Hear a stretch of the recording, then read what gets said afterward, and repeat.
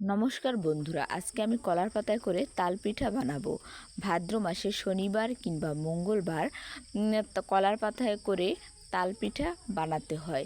তারপর সেই কলার পাতা আগুনে পোড়াতে হয়। প্রত্যেক বছর আমার মা এই কাজটি করে, কিন্তু আজকে সে কাজে ব্যস্ত, তাই এই কাজটি আমি করব। প্রথমে চালের গুঁড়ো নিয়ে নিয়েছি, কলা নিয়ে নিয়েছি, তারপরে তাল নিয়ে নিয়েছি, চিনি নিয়ে নিয়েছি। এখন ওই কলার পাতায় দিয়ে দেবো, তারপরে আস্তে সুন্দর করে ভাঁজ করে নেব। ভাঁজ করা হয়ে গেলে এক এক করে বানিয়ে নেব।